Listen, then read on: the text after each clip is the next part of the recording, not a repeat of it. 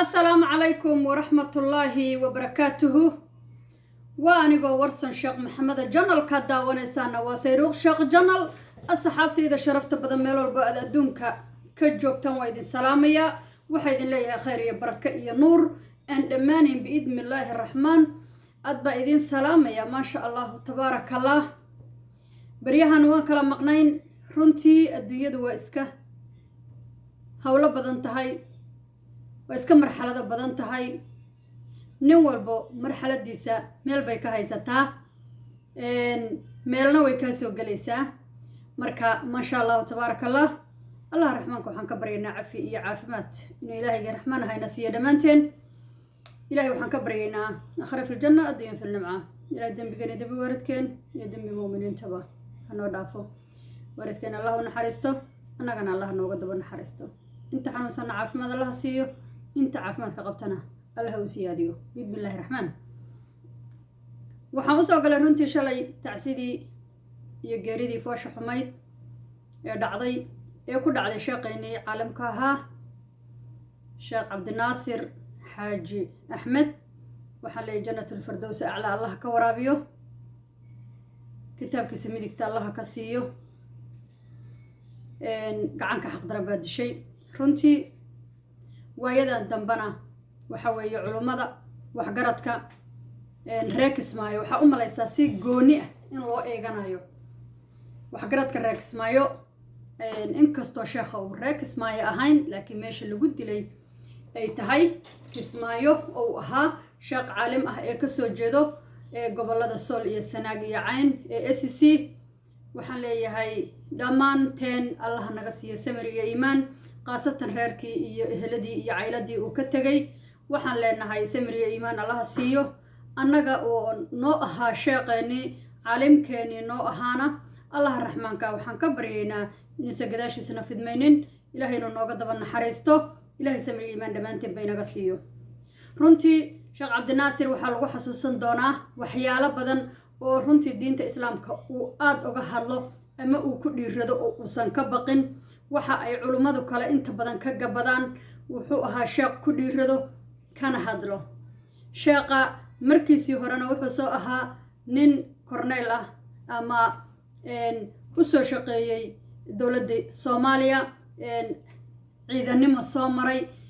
ma sha Allah tabaaraka Allah ka soo qayb qaatay sida la sheego dagaalkii 77 ما شاء الله تبارك الله شيخ وحن لنا الله رحمنك وحن قبرينا تاريخ دي سا وناكسن يتسالده سا وناكسن أدونك وقتغي إن إلهي آخر كعزومه من القروح بدن وناكسن وفي عن وجنة الفردوس أعلى أي أقصر رئيسه من في عن وناكسن بإلهي وقبرينا جنة الفردوس إن مكان هو اللوغة دي إلهي وقبرينا وحان كالي وأن لي هاي قبل دي وكبحي runtii dabcan arday badan iyo daraasaad badan oo halka uu ka waday iyo dad badan oo ku xirnaa intaba aanu arkaynay in ay baraha bulshada ku wada jiraan oo ay leeyihiin sheekheena Allah u naxariisto magaalada Kismaayo Jubbaland caasimadeeda mise caasimadii labaad bay ahayd adigu Jubbaland magaalo madaxdeeda Kismaayo run ahaantii waxay noqotay bahalla galeen qof walba oo tago iyo qof walba oo wax garada iyo qof walba oo caaqil ah iyo qof walba oo aqli leh iyo qof walba oo bulshadan wax ku soo kordhin lahaa Kismaayo waxay noqotay meesha koobaad ee isbaarada loo dhigtay nafta bini aadanka meesha kaliya isbaarada loo dhigtay noqotay waxay noqotay ninkii hadlo in la dilo dad badan baa runtii reer Kismaayo ah oo lagu dilay Kismaayo oo wax ka hadlaa aysan jirin dad badan baa maxaan ku yiraahdaaye lagu dulmiyay Kismaayo oo wax ka hadlaa aysan jirin waxaan leeyahay Kismaayo aysan noqonin god bahalla galeen ah oo dadka lagu dilo dadka lagu maago oo dadka lagu dhaco oo dadka lagu xaqiro xaqoodana lagu dhaco oo dadka dhiigooda lagu banaysto sheekheena waxaan leeyahay إلهي الرحمن جنة الفردوس هكا ورابيو كتاب كيسنا ميدكت الله كسيو مرتل جعلي هين الله كدغو مقام سري الله الدجيو بإذن الله الرحمن قبرنا واسع الله وقدغو ومجدي إفتين الله أقدقه إلهي الرحمن أها نور على نور ها وقدره قبرجي سواسعنا الله أقدقه أنت كدب وحن ليه هرنهانتي وحيالة بدنه وحاجره مقالة كسماية مركي دب لو إيغو إيه الدولة دا إسهاس شديدة waxaad arkaysaa in shacabkii uu ku dhibaataysan yahay magaalada Kismaayo aanan dib loo eegaynin shacabkii aanan dib loo fiirinaynin shacabkii taana waxa keenaysa maamul xumada meesha ay ka jirto run ahaantii waan ka hadli doonaa mar kale haddii uu rabbi raalli ka noqdo hadda laakiin waxa kaliya oon u soo galay waxay ahayd sheeqa iyo tacsiyeyntiisii runtii anigoo aad oga nahay faafinta diinta islaamka mid ka mid ah culimada Soomaaliyeed ee loogu tixgelin badan yahay Soomaaliya hase yeeshee maanta TC ayaa gashay kadib markii ururka shabaab ay gaarigaasi oo uu la socday la eegteen qarax wararka laga helay Kismaayo waxay sheegayaan in sheekhu u geeriyooday dhaawac ka soo gaaray qaraxaasi oo dadka magaalada Kismaayo ku sheegeen inuu ahaa mid culus oo jugtiisa aad looga maqlay magaalada oo idin dad goobjoogayaal ayaa inoo xaqiijiyay in gaarigu uu muddo 6 daqiiqo ah gubanayay markii qaraxa uu dhacay kadib taas oo la rumaysan yahay inay keentay in markiiba sheekha aan laga soo saarin gaarigaasi oo waxyeeladii qaraxa ka soo gaaray ay ku biirisay gubasho jira sheekh cabdinaasir xaaji axmed waxaa si aada loogu xasuustaa inuusan afka ka qabsan jirin ficilada guracan ee kooxaha magaca diinta dadka ku lahaya ee sheekhyada isaga la eeniga ah الله ونحرسته شيخ عبد الناصر حاج أحمد إلهي جنة الفردوس علىها كورابيو رنتي وحا إساقا كهوريي شيخ عبد القادر فارح شيخ عبد أو الود الجري قروي وحا كلا إساقا رنتي كهوريي شيخ أحمد حاج عبد الرحمن وأصنا بوساسة الود رونهانتي علومدي دي ريد وحدو ملايسا إن loo soo diray dad dilayo ama dad laynayo run ahaantii baabuurka hadda sheekha uu saarnaa koox gooni ah ayaa lagu magacaabayaa laakiin weli kooxdaas ma ay sheeganin ma aysan hadlin dadkaasi libinta way jecel yihiin shayga ay is og yihiin inay libin ku helayaanna haddaysan geysan xitaa way sheegtaan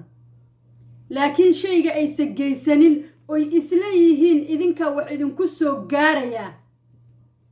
وكا قابسدانا كامسان